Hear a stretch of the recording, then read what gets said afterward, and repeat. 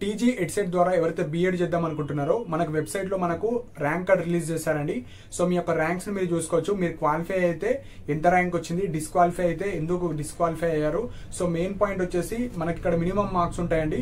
So ఎవరైతే OC BC వాళ్ళకు minimum 38 marks రావాలి 150కి. సో 138 వచ్చిన వాళ్ళకు మీకు క్వాలిఫై అవుతారు, మీరు వెబ్ కౌన్సిల్ కి పార్టిసిపేట్ చేసుకోవచ్చు.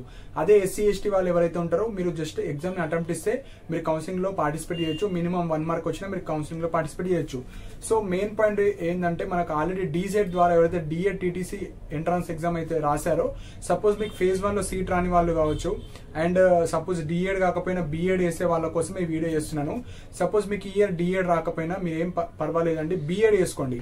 సో బిఎడ్ చేసుకున్నా మీకు నెక్స్ట్ ఇయర్ ఆ 2 years కోర్స్ తర్వాత డీసెట్ ద్వారా మీకు ఇంట్రెస్ట్ ఉంటే డిఎడ్ వేసుకోండి, లేదంటే మీరు పీజీ అన్న వేసుకోండి. సో ఉంటే మీకు డిఎడ్ ఆర్ బిఎడ్ కాంబినేషన్ ఉన్న ఎక్కువ జాబ్స్కి ఎలిజిబుల్ అవుతారు, బెనిఫిట్స్ ఉంటాయి. అండ్ బిఎడ్ ప్లస్ పీజీ ఉన్నా మీకు కొన్ని ఎక్స్ట్రా బెనిఫిట్స్ ఉంటాయి. సో డిఎడ్ తర్వాత బిఎడ్ వేసుకున్నా, బిఎడ్ తర్వాత డిఎడ్ వేసుకున్నా ఏం ప్రాబ్లం ఉండదు. సో మీకు అక్కడ ప్రమోషన్స్ కావచ్చు, జాబ్ ఆపర్చునిటీస్ కావచ్చు, ఎక్కువ వేకెన్సీస్ డిఎడ్కి వస్తున్నాయి. సపోజ్ ఇప్పుడు బిఎడ్ వేసుకొని నెక్స్ట్ ఇయర్ మీరు 2 years తర్వాత డిఎడ్ కూడా వేసుకోవచ్చు. అండ్ 1 point ఏంటంటే ఎవరైతే పీజీ చేద్దాం అనుకుంటున్నారో ఫస్ట్ మీరు టీచింగ్ వైపు వెళ్ళాలనుకుంటే డిఎడ్ కావచ్చు, బిఎడ్ మాత్రమే చేయండి. ఎందుకంటే మనకి ఎక్కువ గవర్నమెంట్ జాబ్స్ కావచ్చు స్కూల్స్ లోనే ఉంటాయి కాలేజెస్ కన్నా. సో ఎక్కువ ప్రిఫరెన్స్ మీరు డిఎడ్ కావచ్చు, బిఎడ్ కి మాత్రమే ఇవ్వండి. ఇందులో రెండిట్లో సీట్ రాకపోతే అప్పుడు మాత్రం పీజీకి వెళ్ళండి.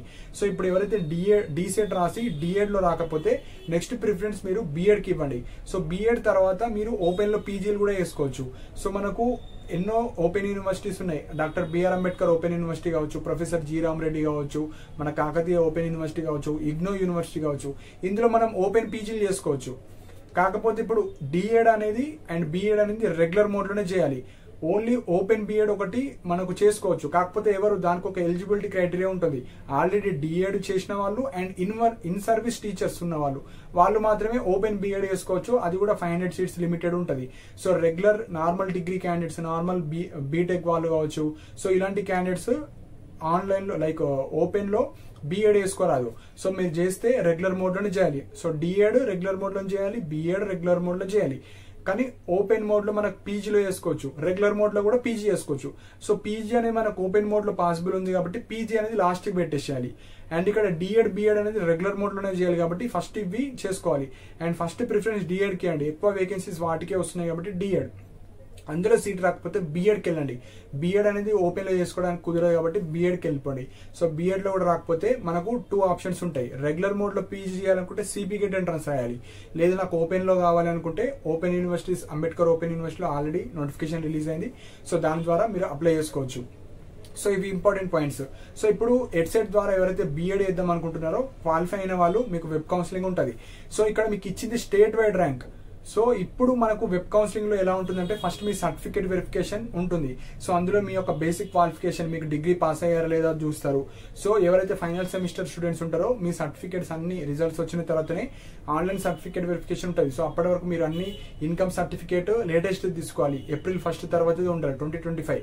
సో ఎవరైతే ఫీజు రియంబర్స్మెంట్ స్టూడెంట్స్ ఉంటారో ఆ ఇన్కమ్ సర్టిఫికేట్, క్యాస్ట్ సర్టిఫికేట్స్, మీ బోనాఫైడ్స్ కావచ్చు, మీ 10th inter degree bonafides, memos, so ఇవన్నీ మీరు రెడీ చేసుకొని పెట్టుకోండి. అండ్ సిఎంఎం కావచ్చు, పీసీ కావచ్చు, టీసీ కావచ్చు.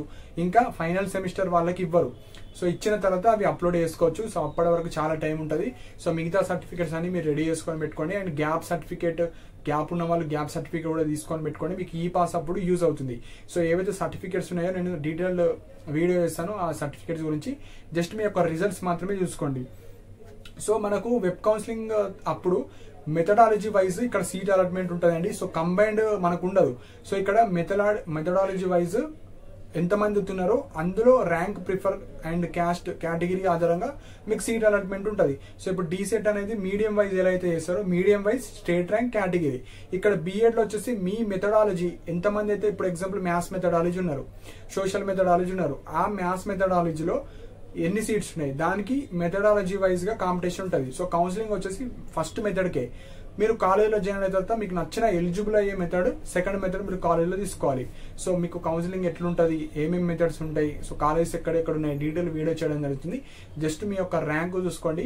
సో మీకు ఎవరెవరికి ఏ ర్యాంక్స్ వచ్చాయి అండ్ ఎవరైతే డిఎడ్ రాసి డిఎడ్ లో రాని వాళ్ళు బిఎడ్కి అయితే వెళ్ళడానికి ట్రై చేయండి. సో ఇవి ఇంపార్టెంట్ పాయింట్స్ అండి. సో మీకు ఏమైనా డౌట్స్ ఉంటే కింద కమెంట్ సెక్షన్ లో మెన్షన్ చేయండి. అండ్ ఇలాంటి అప్డేట్స్ కోసం మన ఛానల్ సబ్స్క్రైబ్ చేసుకోండి. And thank you for watching my video.